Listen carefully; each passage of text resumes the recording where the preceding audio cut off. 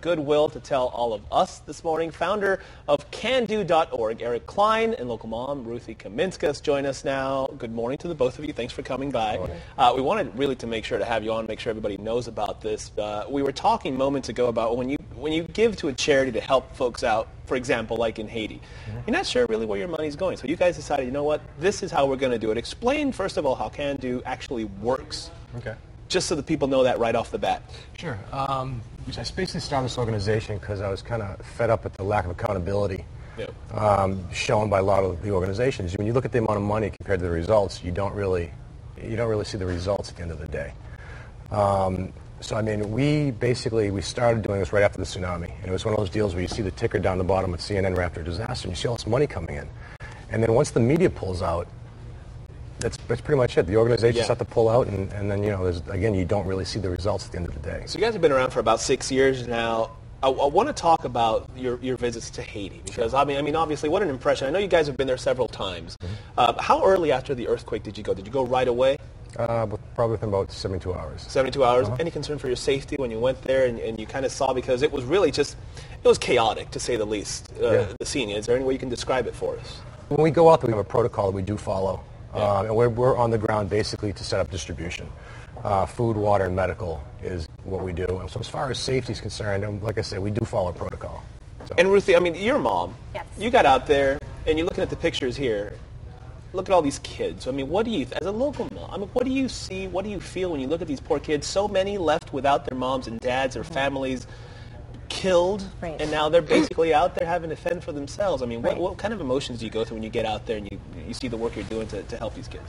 Well, obviously, it's a tragedy. Yeah. It's horrible. As a mom, you can't even describe the sadness that you feel when you see this, which is exactly why I was out there for a week, and I contacted everybody that I could in North County, San Diego, and raised money and used that whole week to distribute water and food to all of these orphanages and the Peace Packs for Kids for Peace, which is an organization that made all these fabulous packs to distribute. And your kids are involved in that as well. My kids are involved in that, exactly. Exactly. And I was impressed with the fact that there isn't any red tape.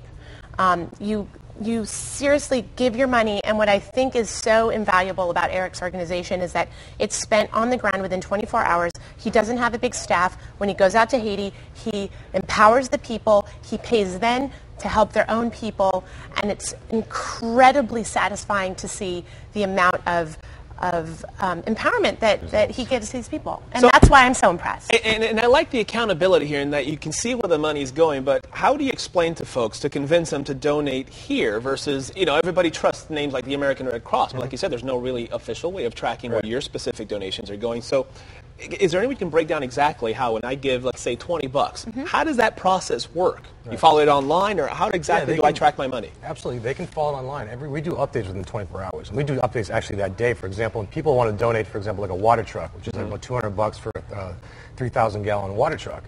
Well, they can literally either see it through virtual volunteer, where they can actually be there live with us in the field, or what we'll do is we'll post that same day. If a donation comes in, we actually write the name of the person right on the side of the truck. Imagine this, Raul. You want to go ahead and you want to purchase a water truck, okay? $250, okay?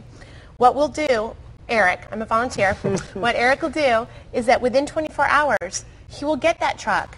He will deliver it to the tent cities or the camp or the orphanages. He will get duct tape, all right, and put, "Thank you, Raul," and you will see it on his website. So the person who gave the donation. Exactly. And what's shocking a lot of times is, for example, you mentioned $200 gets you that water truck. Exactly how many gallons of water and how many people are you helping with that specifically? 3,000 gallons of water, one truck, and you'd be talking 300 families, which is, a couple thousand people. For $200 and one water truck. Absolutely. What do you guys want to do with this organization? What's your message out there? Are we trying to get this out more in the open so more people know and feel more comfortable, or what's your goal? There are a lot of organizations out there, a lot of grassroots organizations. I think that we really need to start holding the bigger organizations accountable and really doing our homework at the end of the day.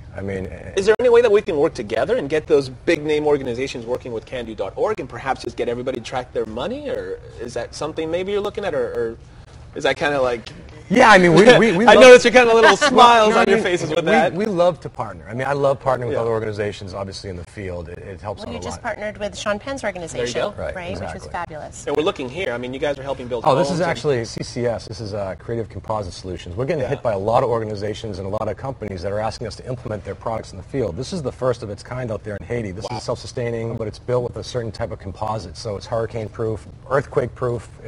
Which is shocking that they don't have that over there, and it's prefab, and you set it up, and I mean, that's the key, just to get something that can withstand these things. See, the thing is, they're not, when I get these calls from these companies, what happens is they've been vetted by the UN, by the State Department. What's happening is they're not pulling the trigger on getting these things out. We're right at the beginning of hurricane season. Well, this is actually really important to know because Eric's going back out there. When are you going back? Next week. Next week, yeah, okay. Is that we're on the verge of seeing just such a horrible humanitarian catastrophe with all the floods and people living in the tents. So it's dire. It's dire. It's been months since the earthquake happened, but those folks are still dealing with the consequences. We can't forget them. And that's the disease. Obvious. And the disease.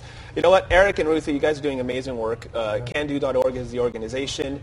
You can help as well with the folks in Haiti that still need your help. All you have to do right now is visit our website, fox5sandiego.com. Once there, you click on the Scene On tab, and we will direct you to CanDo.org.